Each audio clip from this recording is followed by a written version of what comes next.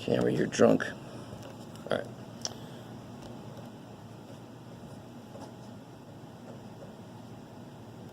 Cool. Okay. Does that make sense? Is that all right? Anything else from homework stuff? Which one did you cover? I'm sorry. You asked me about 51 in section which one? 11.3. 11.3. It's the. I said 11.2. I love you. You're like, let me just let him keep talking.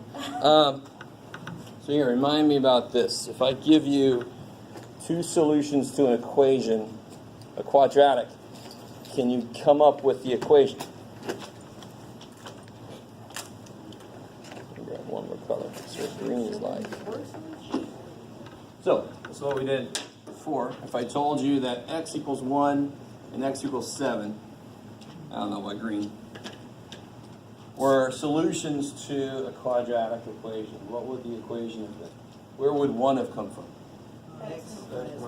Yeah. Where would 7? Yeah. I'm all mixed up. Equals 0. And then you can multiply it out. All right. Now, what could these look like? They don't have to be whole numbers. They don't even have to be real numbers. Whatever they are, you just throw them in there and work with it. So what if I said the solution to a quadratic equation was -5 thirds plus or minus square root of 7 thirds? 3x minus 5. No. Here's one solution. What did we do? We did x minus it. And the other solution, what did we do? We did x minus it. What are the two solutions to this thing right here? -5 thirds plus that. That's one number. X equals -5 thirds minus that. That's the other number. I don't care how ugly this thing looks. And again, this is the big idea I keep trying to push at you is processes in math don't give a shit what the stuff looks like that you're working with. They just say, here's where it came from. So where did that number come from? X minus this. Where'd that number come from? X minus this.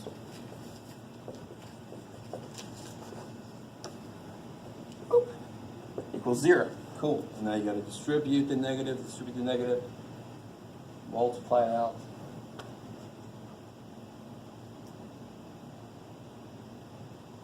Do you understand this one?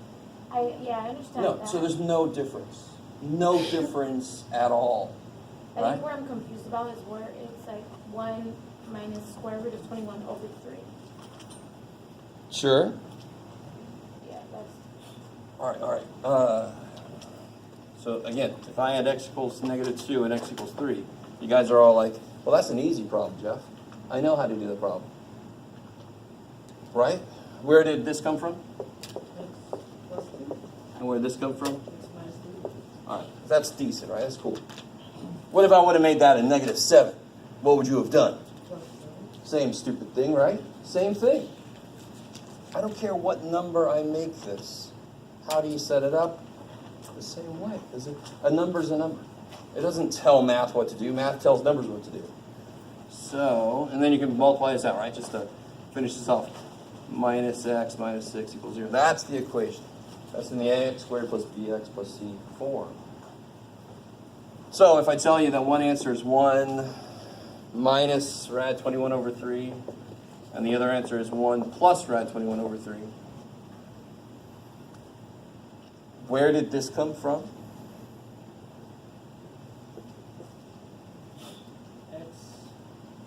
X minus that thing. And where did this come from? X minus this thing. Why is it always x minus? You tell me. And you're like, I asked you.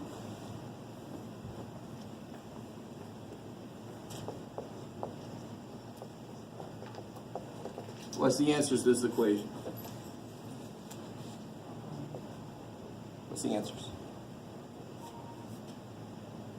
What's the answers? Come on. No x squared. X equals -a, positive b. I like that. I should play every time. Different way. Does everybody understand that? I mean, again, numbers are symbols. So whatever you do with numbers, you do the same thing with these symbols that represent numbers. Right? What makes that 0? Negative a makes it 0. That's where that comes from. That's when I put in x minus 7. You said 7 because 7 makes that 0. That's the idea. Doesn't matter if it's letters, doesn't matter if it's radical stuff. So we'll always look at the first one, because... What first one? No. One, No. because that's a positive. I don't you care. take that. I don't care. All right. I don't understand this. So if I had x equals c and negative d were answers, where would they have come from? Where would c have come from? X minus c. It doesn't matter any. And where would this go? X minus negative d, so x plus d. What I mean is the 1 minus rad 21 over 3. Oh, which one would you look at? All right, now watch. X equals something and something. Where would those have come from? X minus that thing, X minus that thing. That's what always Okay. happens, because that's how you get those answers. Tell me, what makes this 0? You don't have to think about it. Positive this makes it 0 because I'm subtracting this from x. What do I put in place of x to get 0 here? I put this, because it would cancel with itself. That's why it's always x minus that thing, Okay. because you're trying to make it 0. That would be the solution to this equation, making each one of those 0. I like it. So the hard part of this equation should be the multiplying it out part. This part should be the easiest shit part. You just throw that sucker in. Throw that sucker in, because that's where they come from. That's where answers come from. I like it. So now this should be the hard part. Multiplying this out. Right? But you multiply it out, believe it or not, normally it comes out nicer than you expect. Doesn't look like it's going to come out nice, but it probably will. Okay. Anything else from homework stuff? That one was one of the harder examples of that, but it shouldn't be because of the setting it up. It should be because of the multiplying it out. The setting it up is almost mindless. You put whatever it is, you put x minus that as part of the answer. Yes? Can we do 21 from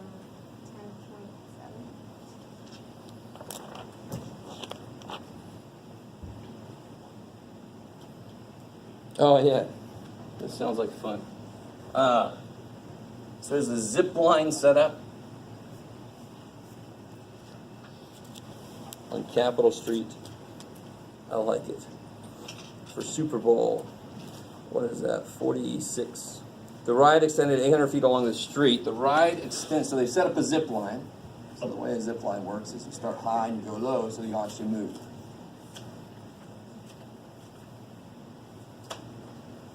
How are we doing so far? 10.7? 10.7, number 21. Oh. Yeah, right? Which one? What's up? Is that the one? Oh, yeah. Okay. Go ahead. All right. So let's say that's the ground, just to make this easier to look at. All right, so that's the first step, is to realize that's what the zip line has to look like. Otherwise, there'd be no reason for you to go, right? So you have to understand zip lines start high, go low, so you move. It says it runs 800 feet along the street. So is the line 800 feet long? No, where's 800 feet along the street? Where is that? That's the base of the triangle we're making, right? So this is 800 feet. This hopefully is a secure pole where it's attached, or something even more secure than a pole. People have it in their backyard and they have the end on a tree, and then there's YouTube videos of people smacking into the tree, and I'm like, you did that on purpose, right? Right, this is fun. Riders dropped 60 feet. Thankfully not straight down, but they mean over the course of the zip line. But where's 60 at? The short side? Yes, that's 60. That's the drop. I like it. So real side note, you can find the grade of this zip line. Have you seen the grade of streets as you drive around? It says 6% grade coming up, watch out. 6% is 6 over 100. Rise over run. You drop 6 feet for every 100 feet. Or rise 6 feet for every 100, depending on which way you're going. I've actually never heard that one. But you know the grade. Have you seen the signs, I'm sure? Yes. Yeah. Or it says 6% grade ahead. Right? And you're like, part of your brain is like, 6% my grade? Oh shit. But 6%, 6 over 100, that's the slope of the road. It sounds minimal, but since you're going so fast, it's actually 6% is a decent grade. The highest I've seen is like 11% somewhere. You know where it was? Somebody told me they saw 13% somewhere. That's a really good. Oh shit. And now all they want to know is the length, or you can call this L if you what do you call this whatever it is. The length of the zip line. So what would I use to figure out the length of that zip line? Yeah, a squared plus b squared equals L squared in this case. Or you can always call that C if you want to. I just call it L for length. Z for zip. Doesn't matter. So for the triangles, it's always going to equal C, which is the longest side? Yeah, the two smaller side squares combine to make the largest side square. It only makes sense.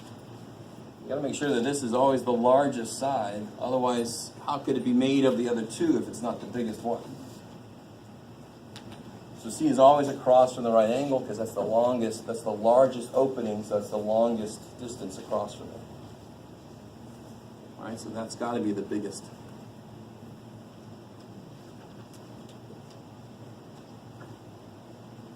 Okay.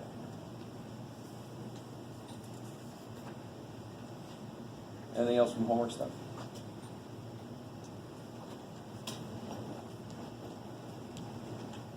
No. Okay. Okay.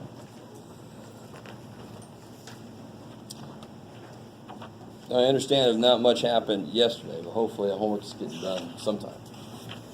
Or else you're screwed. All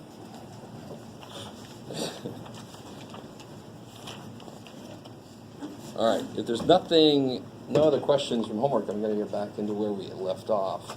We actually got done with 11.5, but let me just review it real quick.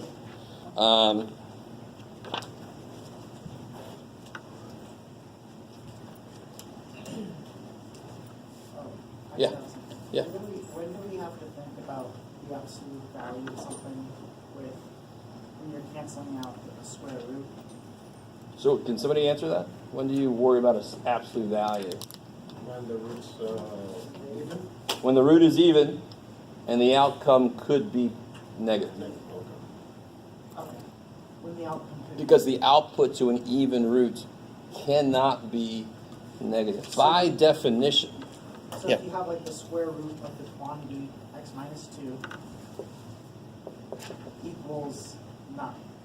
You don't have Oh. to worry about it. No, hell no, because I didn't But take if it was negative 9, like equals negative 9, then there'd be no solution. then there's no check. Yeah, but that doesn't really deal with the question you asked, but yeah. Well, the quantity of x minus 2 squared. Ah! By itself. Okay, this would make a little more sense. Yeah, so by itself, this would have to be the absolute value of x minus 2. Because if I just said the answer is x minus 2, what if x is 1? Then that says the square root equals a negative number. And then somebody's always like, but it's not 1, Jeff. And I'm like, it could be. You tell me what x is. It's 7 for me. I don't give a shit what it is for you. What could it be? Right? It could be something below 2. And then I've written a statement that says the output to a square root could be negative. I can't write this, and that's not possible. And of course, sometimes in the homework they said, understand everything was created with positive numbers. And you're like, that's really just telling you, don't worry about the absolute values. There's a lot of other shit to worry about. Okay, but to be honest, that's why when I have this stuff here that we just recently did, what do I do to solve it? Now, just to write this, now I always get you guys to do this, right? And that's a really good, just general rule to do when you're doing even roots. The cube root, you don't have to do this. No, it doesn't make sense. But watch this. What did we just say this is? Absolute value of x minus 2. But then how do you solve this X minus 2 equals positive 3, X minus 2 equals negative 3. So instead of doing all that extra shit, we just make it a common practice to do that. It captures both the possibilities. There's a whole other way of looking at why I put a plus or minus there. Now the way I described it was you have to capture both the roots. Because way back when we did, what's the roots of 900? It was 30 and negative 30. But you could also look at it from the standpoint of its absolute value, and then you would have plus or minus from there. Another way to look at it. I like it. Cool, cool, cool. So it kind of takes the place of absolute value? It just gets us to where we would get a little quicker. It's just a realization that it's always going to happen with absolute value. So why not just put the plus or minus right there instead of waiting and writing the two cases out? Just do it right away. But it's not like we're skipping steps. It's not like we're... Because another way to look at this is valid too. I got to capture both roots. I don't have to think of it in terms of absolute value, but it's another way to see why I need a plus or minus. I like it. I always know nowadays students are like, don't explain shit to me, just tell me what to do. And you won't know when to do it. It's no good. Okay. Anything else before I get, what did I say? Oh yeah, I was going to do an example from 11.5. Anything else? Anything else? Let me show you a couple real quick. Let me see. Sure. No, I don't like them. Well, maybe.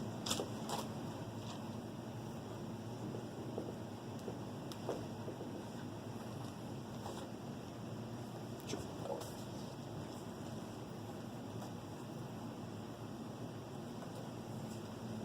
Is this quadratic in form? How do you tell very quickly? It's got to be true about Oh, it has to be half of what has to be half. the, Yeah, the exponent in the middle of it has to be half the exponent of the first two. Is that true? What's happening here? 2, negative 1? Yes, it's quadratic in form. So you could, if you wanted to, you could do U substitution. But this is a beautiful example where you really don't need to. So how do I factor something like this? I'm going to try to factor it. Negative 4. What factors negative 4? That'd be 3. Yeah, 1 and 4, which one has to be positive? 42. The bigger one, so that's going to be negative. All right, they had to be 3, multiplied by negative 4. How are we doing so far? Oh, can't do that. So then I got 4y, negative 2. And then I'm going to put minus y, negative 1, plus 4y, negative 1, minus 1 equals 0. And this is the step. Well, let's see what you guys think.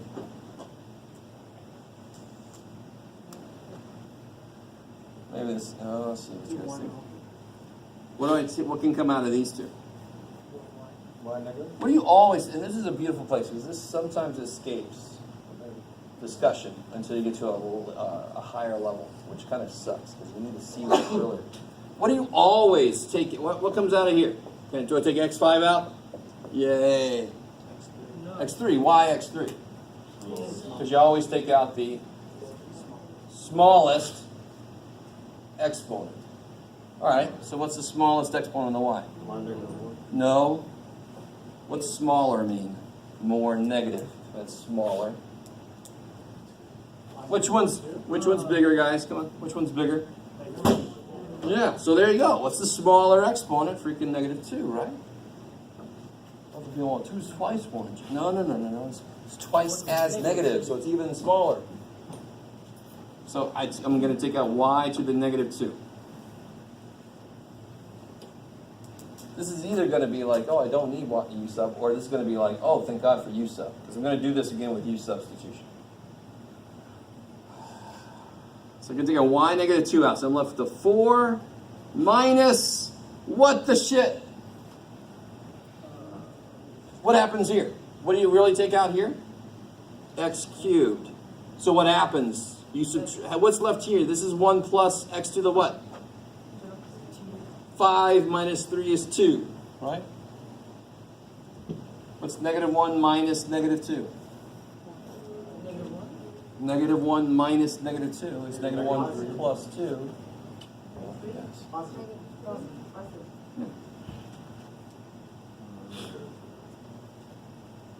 And then here, I can take out a y negative 1. And the same kind of thing happens. 0 minus negative 1. I get a feeling you guys are going to want to do it the other way. So let's look at u substitution.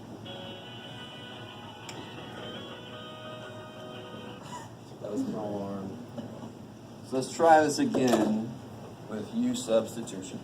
So maybe this is going to be the one that pushes some of you over into accepting u sub. I don't know. This idea, though, you've got to get. Even if they get fractional or negative, you always take out the smallest exponent, period.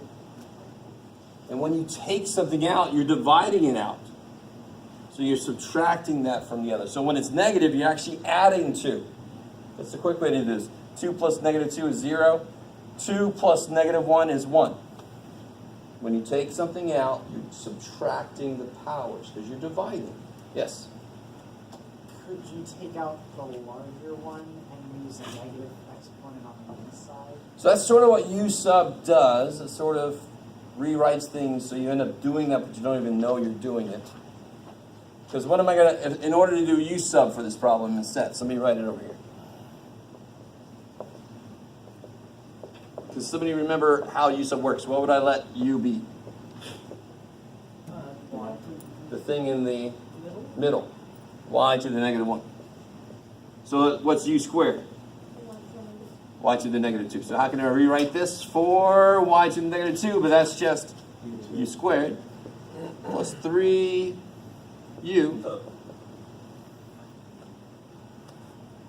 And now that looks a lot more normal, right? Which is fine. There's nothing wrong with u sub. It's awesome. It's a great application of the idea of algebra. Replace what you don't know with a variable. So with that idea, we can rewrite ugly things to look much better. And then I deal with the better looking thing, and then I take the ugliness and put it back in. Right? So in the middle, I'm dealing with nice looking stuff, and then put the shit back. Oh, crap. So here, it's the same steps, right? Negative 4, I got 4 and negative 1, so I got 4u squared minus u plus 4u minus 1. Just to catch us up, I mean, it's all the stuff with the coefficients that we already did. So we cool with that, right? Just negative 4, 4 negative 1 had to be 3, blah, blah, blah. So what comes out of here? Much nicer. U. What comes out of here? Nothing, so really just a 1.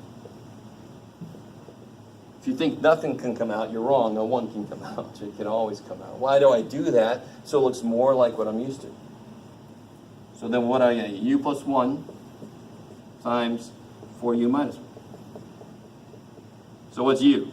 It's either negative 1 or u is 1/4. I like it. Now what was u?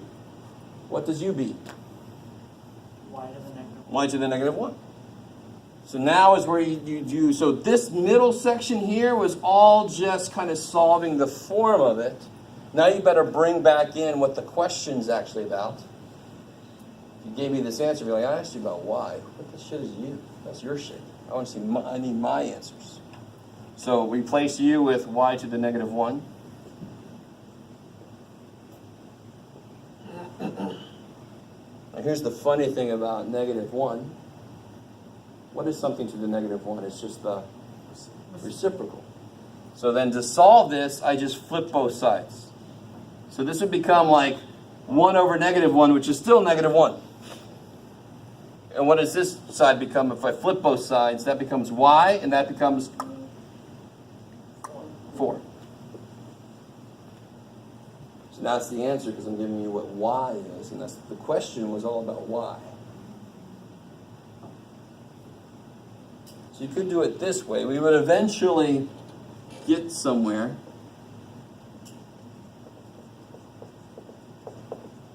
Four equals y. See, I got one answer already. And this one's a little bit weird one. Y negative 2 plus y negative 1 equals 0. And if you solve that, you eventually get to y equals negative 1. But u substitution takes the ugliness out of it in the main area where you're working. Does that make sense? Here, look, I got ugliness throughout all my work. You got ugly in my work. You got work in my ugly. So here, I take the ugliness out, work with it, and then bring the ugliness back in at the end. It's a little bit easier to deal with. That's why U sub is kind of nice. Yeah. So like I saw the negative exponents and we even wanted to put the entire equation as the denominator. No, yeah, you're right.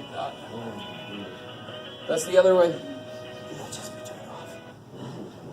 Thank you. You could put this 4 over y squared, 3 over y, multiplied by the LCD, right? You could totally do it that way. But, But if they ask you to use substitution or something, or then you want to do it one of these two ways. Yeah. Or solve this quadratic in form, they want you to do it this way or that way. Yeah. Okay. We do another one? Yes. Can you just show me how you did the last part with that? I didn't really understand. So either you just realize that -1 power means flip, or you go ahead and do what this says. What does this say? This is 1 over y, right? So then you could multiply by y and divide by -1. You eventually get to y equals -1. So, and the other one is y to the -1 equals 1/4. So you write, this one is kind of nice. If you do what this says, it's 1 over y equals 1 over 4. Well, what's y got to be? Y has to be 4. Is that cool? 1 over something is 1 over 4. Well, what's the something got to be? 4. Or you flip both sides, or you cross multiply, whatever you do, you end up at y equals 4. So you actually do what the exponent says to do. And then you solve from there if you want to do it that way. But that's what I did. But it's just realizing that -1 power just means flip. So how do I get rid of a -1 power? I flip it. Yes? So on the other one, the other way of doing it, if the whole equation was different and you took out a y to the -4, would you add 4 to -1 and then? Yeah. So if I said factor this, x to the -4 plus 2x to the -1. Well, what comes out? X to the -4. So that's 1 plus 2. 4 plus -1. 3. How do you check it? Well, what would you do here? Add the powers. -4 plus 3 is -1. So it kind of makes sense. When I'm taking something out, I'm going to do the opposite of what I do if I was putting it in. I would add powers here, so here I subtract powers. Because I'm doing the opposite thing. All right. Let's do another. Another one.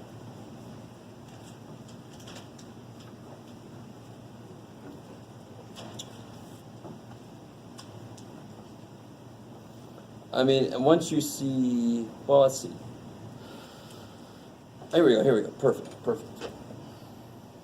Yeah, I was hoping they had this kind in there.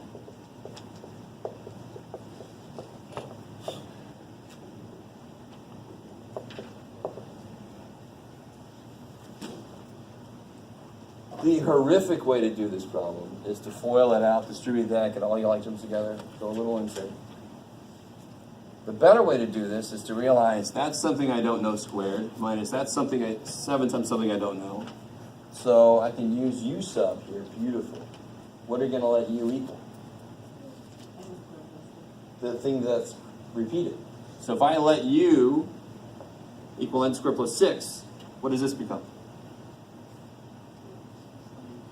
U squared minus 7 times U plus 10. Look at that shit. This looks next to impossible. This looks beautiful. Because if I can figure out what U is, I can then set n squared plus 6 equal to it and figure out what n has to be to make that happen. Yes? So kind of like you just put in, you take out what looks difficult and you just put U. Because what is n squared plus 6? Tell me. What is it? What is n squared plus? I don't know, so let's call it u. Fred and Sam together make $500. How much does Fred make? I don't know, let's call it x or f or anything I want to. Any unknown that there is, I can replace it with a variable. And it's only when they're like the same, like n squared plus 6, n squared plus 6. Yes. I might show you one more where, well, we'll see. I might show you one more where you can do like, I don't know if I want to show that one to you because I get a little confused. Okay. Because real quick, now watch. This is something interesting, you guys. Let me see. If I had the absolute value of x squared minus x over 4x plus 2 plus 1 over x to the fourth divided by 2 plus 1 equals, that's some shit, equals 6. Now watch. That's some shit, right? But do you see how the first two steps would be subtract 1, divide by 2? So you multiply by 2, is that? What do you divide by 2 and then add 1 to get 6? But what would this have to be? So that when you add 1 to it, you get 6? No. What would this whole thing have to be? No. So that when you add 1 to it, you get 6? 5. Really, this is really interesting.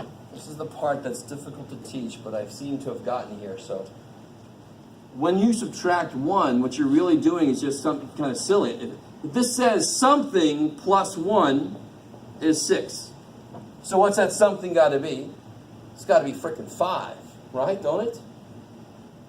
All right, so that's, but do we ever use u sub here? No, we start doing this. We start saying, okay, subtract 1, get the 1 out of here.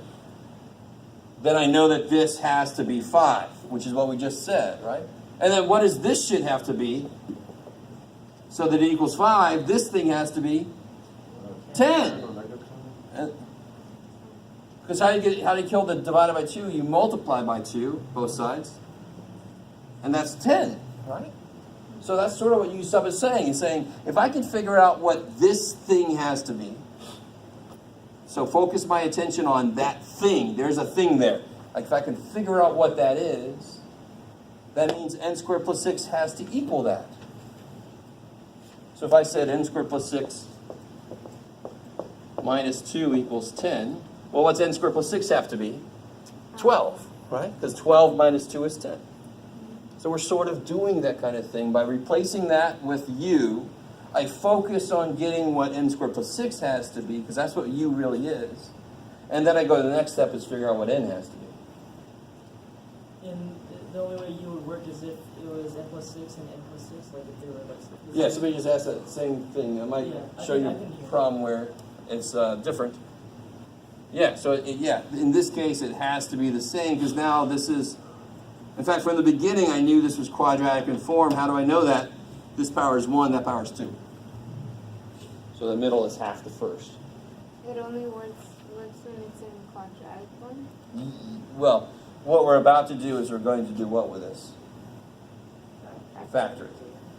So I think I will show you one more example out of this. It's a little bit like half a step up from what we're doing. What would be the next step on this one, though? What do you get here?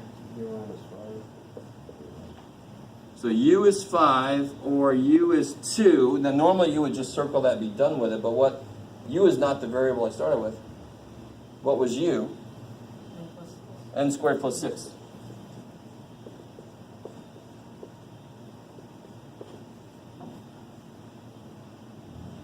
And how do I solve that? Subtract 6.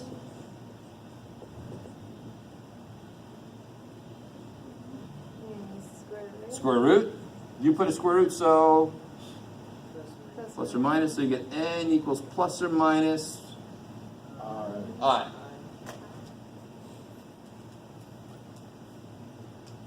Over here, same idea, subtract 6, you get n squared is -4, so you get n is plus or minus 2i. Square root. Square root. So both of them would be the answer? Yeah, oh, totally. How many answers are there here? No? How many answers are there? 1, 2, 3, 4. So that means that what must be the power in the original equation? There's 4 answers. There must be a 4th power somewhere. And there is, isn't there? If I FOIL this out, would I get into the 4th? So that's why I end up with 4 answers. Do I have to know that ahead of time? No. But when you get 4 answers, you go, oh shit, there's a 4th power. That's why you get 4 answers. Fundamental theorem of algebra.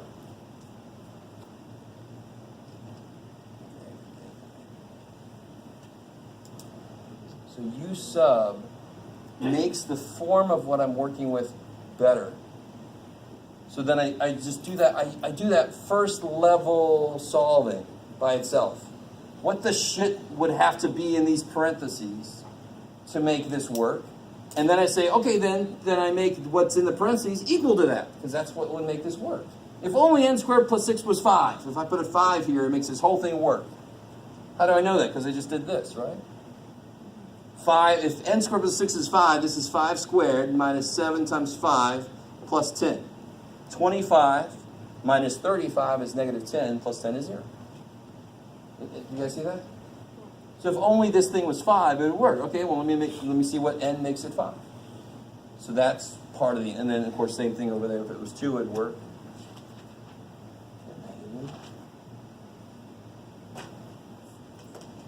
Okay. All right, one more. Let me put over here, help me out. How would you factor u squared minus v squared? How would you factor that? U squared minus v squared. Nothing tricky, nothing. Just u squared minus v squared. U plus v? U minus v. Cool? Just by itself. It's just a straightforward difference of squares. You're all like, you're acting weird, Jeff, but I'm just trying to really make you understand. No tricks, it's just freaking difference of squares. Now, here's the problem, though. What you got, Jeff?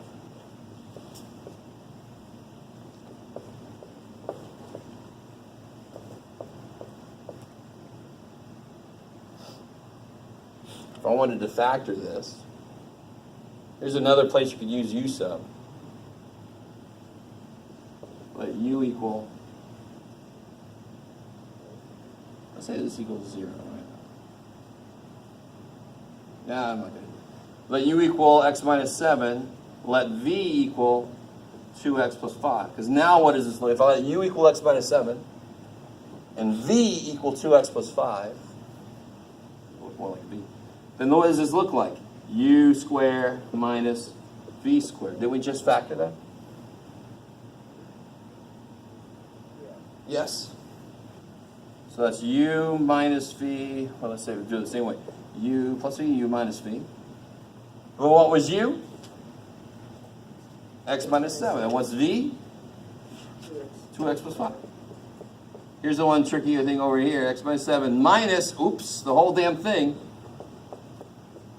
Now, if you think about it, what's the other way to factor this is to feel like you're going backwards.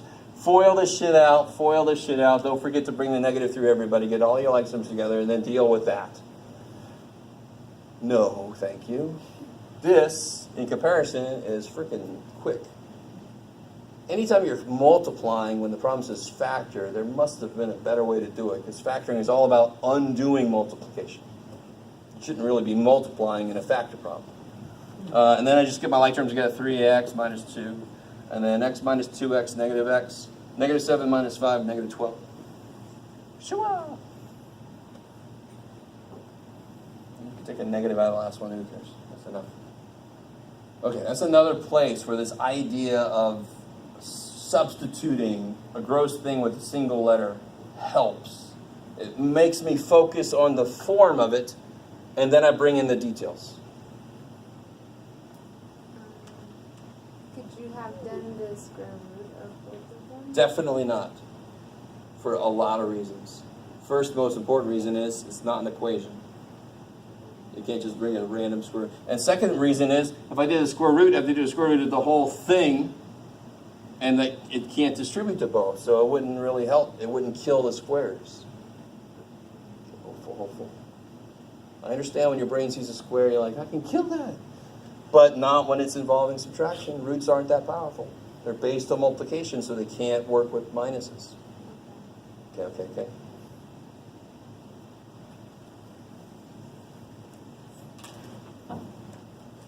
All right.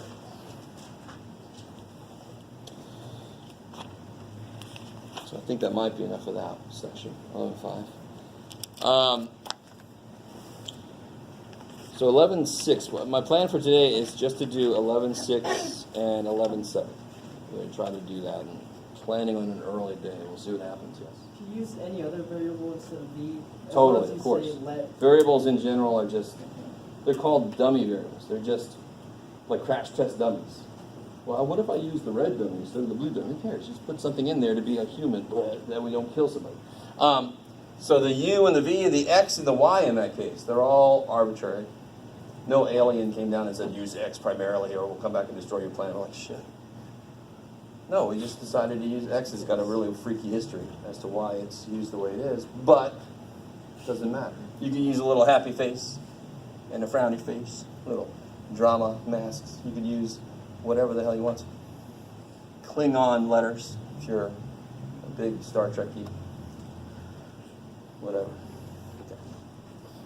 All right, so what I want to do, let me figure out when I want to give this to you. Maybe right now. Let's do that.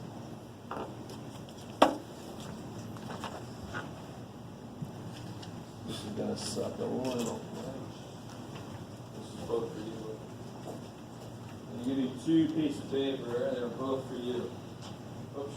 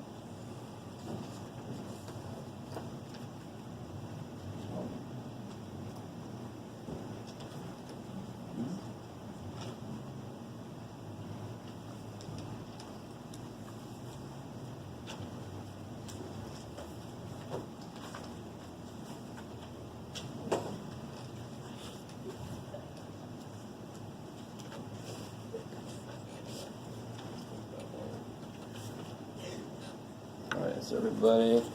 So I gave you something that covers 11.6, 11.7. So what I want you to do real quick is, you should be able to do this very quickly. Can you fill in that first table of values for x squared? Just do that. And actually, just go ahead and do both of those. This is one we've done before, graphing a basic parabola. But then graph the one next to it. Also, do those 2. Make that little table of values and graph those things. Just so you know, when you make a table of values, you do not have to use every point you come up with. You can pick the ones that fit nicely on your graph. Okay.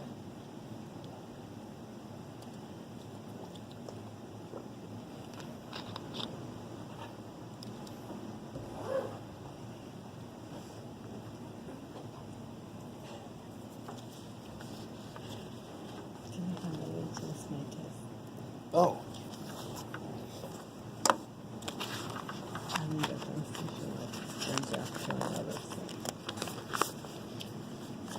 Oh, and I think, yeah, could you real quick change that to there? I curved it a little bit, I just didn't have time to change that the other day. Yeah. No, other way around. No, better. That's that, yeah. I curved them, so it went up from that to that. Yeah. Okay. Whew, that's better.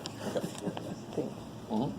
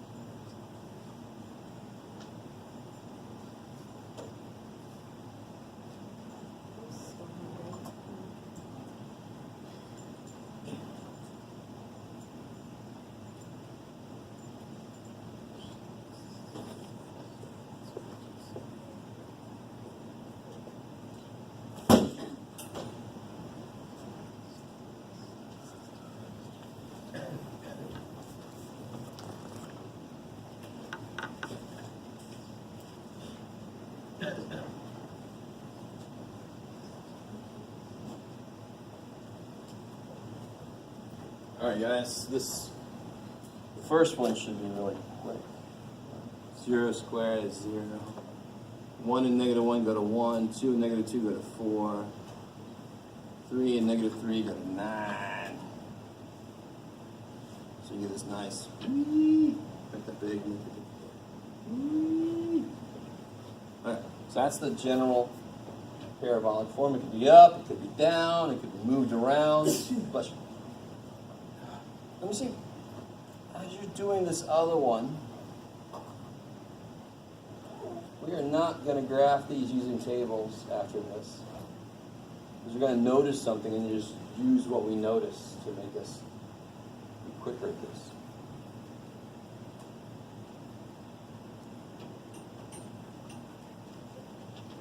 What do you guys get when you plug a negative 3 into this one? 14. Yeah. Negative 3 minus 1 is negative 4 squared is 16 minus 2 is 14. That's probably not a point I'm going to use. I don't have to use every point that I get. Negative 2 minus 1, negative 3 squared is 9 minus 2 is 7. That one's on my graph because I think it goes up to 10. Yeah.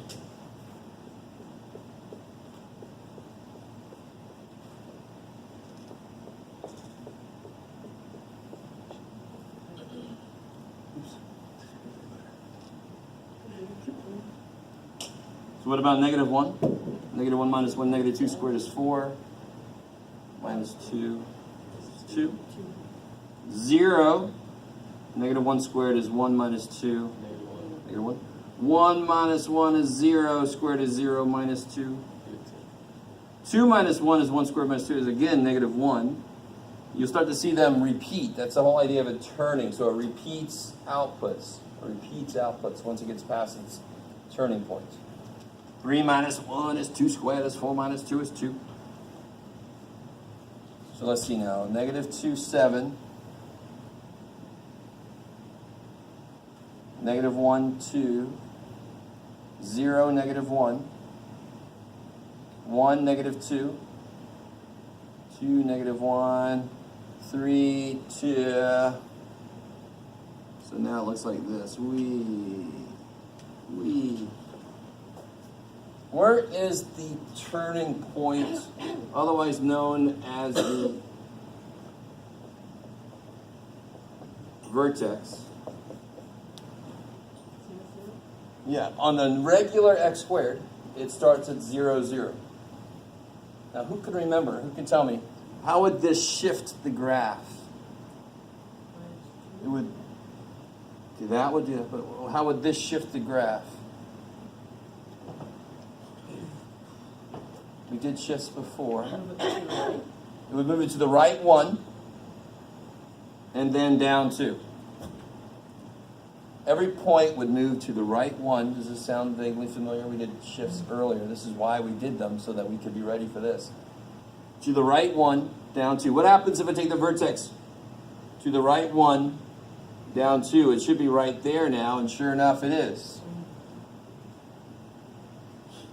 So I don't need to do a table of values. I can find the vertex, I can find the y-intercept, and then I can graph the whole thing. So we're going to piece that together. So tell me, let's do this. Where are the vertices? Where's the vertex for each of these? Where's the vertex for this one?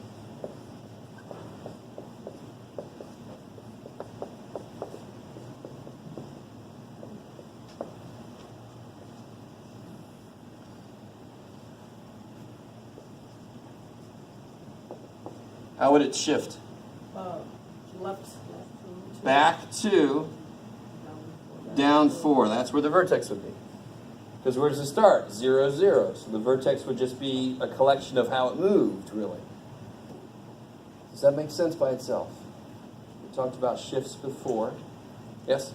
Is that only when it has like a... could you have done that with the first one you told us to do? Like what's the vertex for the first one? This guy. No, Or, the oh, this guy. Yeah. All right, well, sort of. Because how did it shift? Anything? Any shifts? No, so it's still at 0, 0. So that one doesn't have vertex. So you have to start with something. So we start with knowledge of what this looks like, and then that is just moves it around. So we have to know that it starts at 0, 0. Right? We can't go to this and do it without any knowledge of anything. I'm building what it looks like for more complicated stuff based on the knowledge of what the simplest one looks like. Because I can just move that sucker around. Does that make sense? I have to start somewhere. So we start with knowledge of what the most basic parabola looks like. Starts at 0, 0, goes to 1, 1, and negative 1, 1. And then for anything else that's got movement involved, I just figure out where the vertex moves to. So where would the vertex be for this one? Let me see if you guys can handle a little extra business here.